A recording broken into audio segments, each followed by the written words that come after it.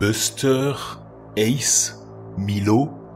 Mon fiancé Victor continuait à faire la liste des noms potentiels pour le nouveau membre de notre famille. Moi, je voulais un bébé.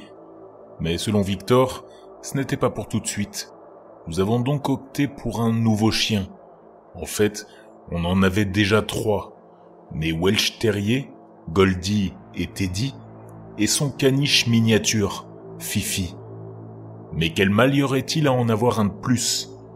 Nous avions tous les deux adopté nos autres chiens depuis qu'ils étaient chiots, et avions prévu de faire de même pour le prochain, jusqu'à ce qu'un ami nous recommande de sauver un chien plus âgé.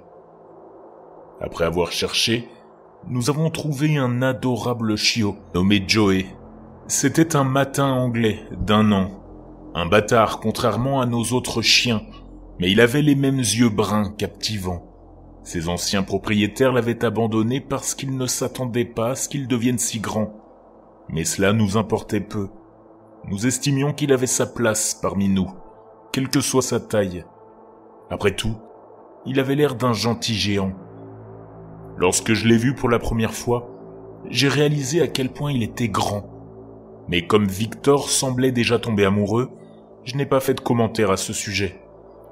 Joey était enjoué mais détendu. Et je savais que mes réserves disparaîtraient en un rien de temps. Je veux dire, comment pourrais-je regarder ses grands yeux bleus sans l'aimer ? Et je me suis rappelé, attends, des yeux bleus ? J'aurais juré que ses yeux étaient bruns il y a quelques instants. C'est étrange. Lorsque nous l'avons ramené à la maison, Goldie et Teddy n'ont pas fait attention, tandis que Fifi a grogné et s'est caché derrière le canapé. Joey ne s'est pas montré agressif en retour. Il s'est contenté de me regarder avec confusion. J'espérais donc qu'avec le temps, il s'entendrait mieux. Peu de choses ont changé dans la plupart des aspects de notre vie. Fifi ne semblait pas l'aimer davantage, mais je savais qu'il fallait lui laisser du temps. Elle n'était pas non plus très enthousiaste lorsque Victor et moi avons emménagé ensemble pour la première fois. Mais maintenant, il se câline et joue tout le temps. Pourtant, ses craintes semblaient s'aggraver. Je me réveillais la nuit et je la trouvais dans les cachettes les plus étranges, tremblante, gémissante, mais indemne. Joey était toujours à proximité, regardant autour de lui, perplexe face à la situation. Un jour, j'aurais juré l'avoir vu montrer les dents devant elle dans le miroir, alors que j'avais le dos tourné, mais seulement pendant une fraction de seconde, comme s'il ne voulait pas que je le voie. Je suis devenu plus vigilante à son égard, le laissant dans la cuisine la nuit, tandis que les autres chiens restaient dans la chambre à coucher. Il ne semblait pas gêné par cet arrangement, et Victor disait que j'étais paranoïaque. Mais peu de temps après, toute notre nourriture a commencé à se gâter. C'était comme si quelqu'un avait sorti tous les produits réfrigérés pendant la nuit, et en avait même mangé certains, puis les avait remis en place, avant que nous ne nous réveillions. Alors que je tenais de la nourriture avariée entre mes mains, et que je le regardais dans les yeux, j'ai su que quelque chose n'allait pas chez ce chien, et j'ai senti qu'il me lançait un défi. J'ai placé une niche dans l'arrière-cour, et c'est là que je l'ai fait dormir toutes les nuits. C'est alors que les cadavres d'animaux ont commencé à apparaître dans l'herbe, sans aucun organe.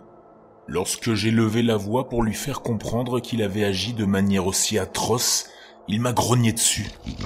Il se montrait de plus en plus agressif, non seulement envers moi, mais aussi envers nos 3 autres chiens, en particulier Fifi.